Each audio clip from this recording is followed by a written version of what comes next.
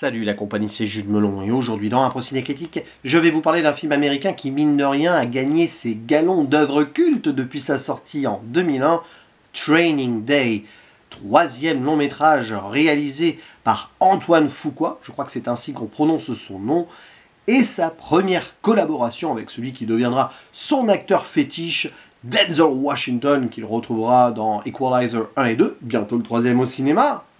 Je pense que je verrai le 1 et le 2 et que j'en parlerai avant la sortie de celui-ci. On l'a vu également dans sa version des 7 mercenaires. À ses côtés, Ethan Hawke, qui avait été réputé dans le cercle des poètes disparus ou encore Cro-Blanc et Gattaca, et quelques seconds rôles campés par Scott Glenn, qu'on avait adoré dans Le Seigneur des Anneaux, Silence des Agneaux, pardon. Chaque fois je confonds les deux films, tiens je la garde parce qu'à une fois sur deux je le fais. Tom Berenger, qui lui était dans Platoon, je cite ici les œuvres les plus connues. Harris Yulin, que j'avais vu dans la série 24 heures chrono, par exemple. Raymond J. Barry, Cliff Curtis, Snoop Dogg et Dr. Dre qui apparaissent dans le milieu gangsta de Los Angeles. Bon, ça fait un peu stéréotypé, mais on joue aussi sur cela avec ce film, j'y reviendrai. Et Eva Mendes, qui apparaît vite fait, ainsi que Raymond Cruz, qui lui deviendra par la suite Tuco dans la série Breaking Bad. A noter quelques apparitions non créditées, notamment de Terry Crews ou encore de Peter Green, qui était le méchant dans The Mask.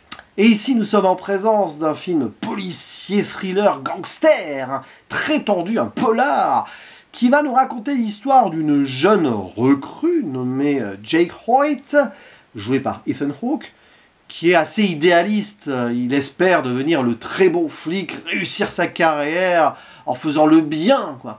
Mais pour intégrer pleinement la LAPD, donc la police de Los Angeles, il doit passer un test grandeur nature, une journée de formation, si vous voulez, Training Day, aux côtés d'un sergent-inspecteur-chef nommé Alonzo Harris, interprété par Denzel Washington, qui s'avère vraiment être un grand ponte pour gérer les guerres de gangs ou autres problèmes de drogue, mais on se rend compte très vite que c'est également un agent très corrompu qui a tendance à vouloir combattre le mal par le mal, à être un loup au milieu des loups. Et ça va très loin. Tant et si bien que donc sur cette journée de test, Jake va être témoin de choses improbables qu'il n'imaginait même pas, et il va être pris en plein dilemme, c'est-à-dire à quel point va-t-il oser suivre les pas de ce mentor, entre guillemets, pour aller au bout de ses rêves. C'est là que du coup, en gros, il va avoir pas mal de doutes et ses rêves vont vaciller un peu.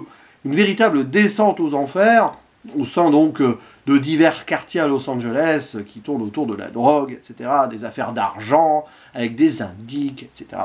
Bref, un truc assez classique qui monte en escalade comme cela, et qui évidemment est porté par un Denzel Washington extraordinaire, qui pour ce rôle-là a reçu l'Oscar du meilleur acteur. Et oui. Et est-ce mérité? J'ai envie de dire oui. Est-ce que le film est bon? Tout à fait. Alors il s'agit pour moi évidemment d'une découverte tardive, incroyable, mais j'étais passé à côté à l'époque.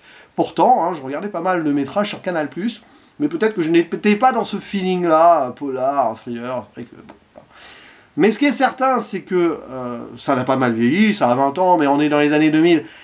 Avec cette force-là percutante, c'est tendu de A à Z, c'est presque une forme de huis clos perpétuel, puisque nos deux agents, qui sont à 90% tout le temps ensemble, après il y a d'autres personnes qui gravitent et tout, bien sûr, que ce soit dans des voitures ou dans des lieux divers et variés, à faire quelques rencontres, ils sont toujours l'un sur l'autre, avec donc Jake qui écoute, plus ou moins de façon forcée, cet inspecteur-chef, qui lui prodigue des conseils comme ça, qui sont à la limite de l'irrespect par moment. Il se fait presque bisuter, en quelque sorte, mais il fait confiance au fait que quand même ce soit quelqu'un d'expérience, et très vite il va déchanter. Et ce qui est terrible ici, c'est qu'on a un rapport de force, de dominé à dominant, qui se met en place. On a presque mal pour le personnage d'Ethan Hawke, parce que celui de Denzel Washington joue avec lui et va même oser se servir de sa naïveté pour arriver à ses fins en ce jour. Ce qui est presque d'ailleurs une erreur de sa part, parce que aussi chevronné soit-il, il sous-estime un petit peu potentiellement Jake, et c'est un peu dangereux quand même, parce qu'il débarque dans le métier, et rien ne dit qu'à un moment il va pas partir et essayer de dénoncer des trucs, même s'il a tellement le contrôle sur les choses, enfin, contrôle en apparence ou pas, notre cher Alonzo Harris, qu'il est vraiment en freestyle. Et donc, c'est ça, hein, c'est crescendo qu'on va voir le pire arriver. D'abord, bon, ouais, on va voir l'indique, on va voir les petites frappes comme ça, quelques perquisitions qui sont un petit peu forcées, sans mandat. C'est pas trop grave sur le papier. Bon, on voit ça dans les films de ce genre-là. C'est pas pour autant que le policier est corrompu, si vous voyez ce que je veux dire. Mais un petit peu la main à la pâte, quitte à sortir de la légalité, mais ça reste là. Sauf que Alonzo Harris, ça va beaucoup plus loin. En plus, il a une affaire avec des Russes, là où il doit de l'argent. Enfin, c'est très compliqué. Et justement, c'est parce qu'il est dans la panade qu'il voit, hop, ici, comme un signe du destin, l'arrivée de cette jeune nouvelle recrue idéaliste pour pouvoir éventuellement s'en sortir et donc se servir de lui.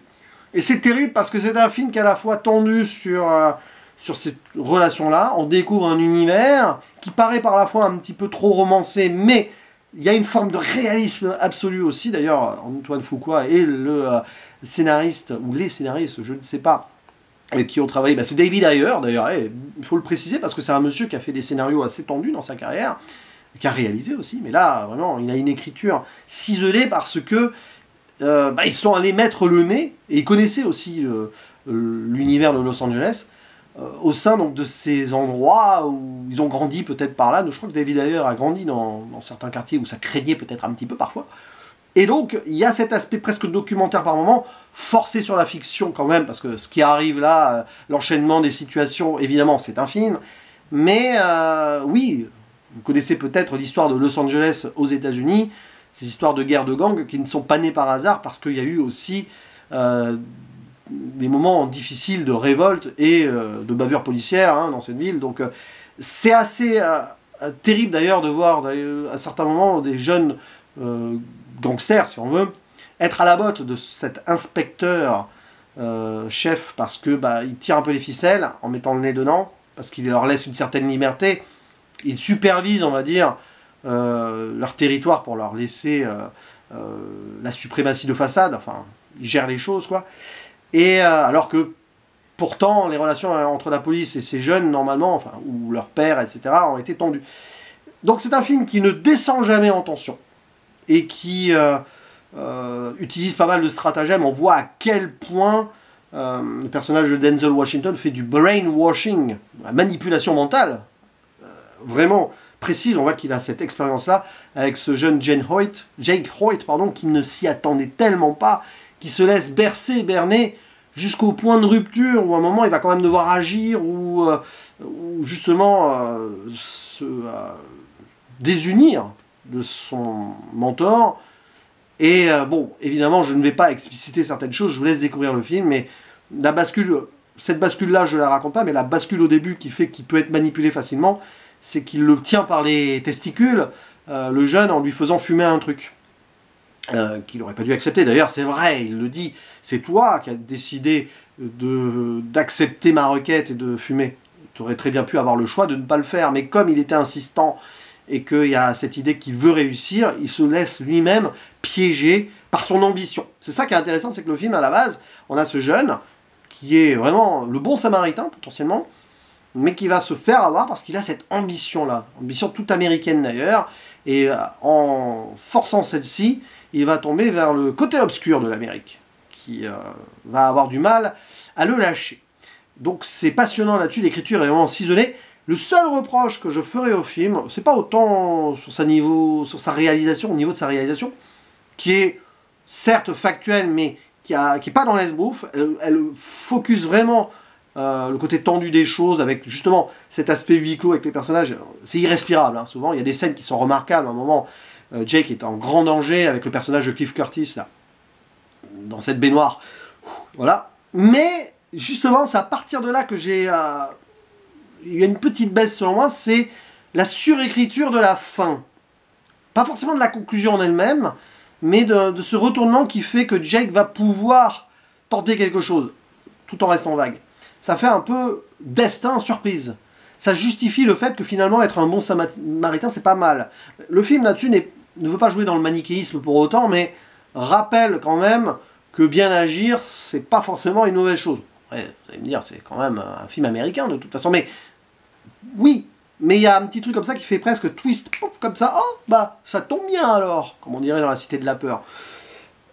Mais sur le coup, j'ai dit, c'est un petit peu pirouette. Mais on comprend, vu l'idée du truc, ça fait presque intervention divine, hein, sur le moment, mais pourquoi pas. C'est vraiment un film très américain. Vraiment, il n'y a rien à dire là-dessus. Qui parle de l'histoire aussi, un petit peu, hein, de ce qui a pu se passer à Los Angeles. Et ces deux visages de l'Amérique qui ont, du coup, ici, une rencontre assez frontale. La naïveté de certaines personnes qui veulent par ambition réussir leur rêve américain, d'une manière ici en servant les forces de l'ordre, et l'autre, côté un peu plus sombre, qui s'est servi de ce rêve américain, qui souvent les a abandonnés d'ailleurs, pour retourner le système et profiter autrement. Voilà, histoire d'argent, etc. Bon, bref, après, influence, pognon et drogue, hein, c'est un petit peu l'idée.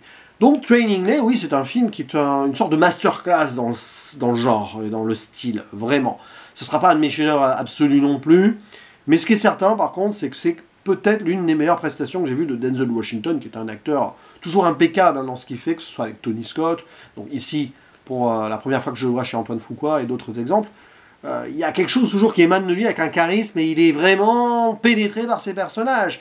Vous le prenez ici, c'est pas le même que dans l'attaque du métro 123, par exemple, dont j'ai parlé récemment, ou dans Flight de Zemeckis. C'est fort comme il arrive à avoir plusieurs facettes comme cela et à chaque fois c'est psychologiquement impeccable. Donc Denzel Washington, franchement, ouais. Donc voilà, à vous maintenant la parole, hein. N'hésitez pas à dire ce que vous pensez de ce film, de son ambiance globale et de son scénario, de cette progression et de cette finalité aussi sur laquelle je ne reviens pas ici, mais qui est un peu facile à mes yeux, mais bon, c'est pas grave. Et puis on en discute en commentaire. Il ne me reste plus qu'à vous dire à la prochaine. Ciao!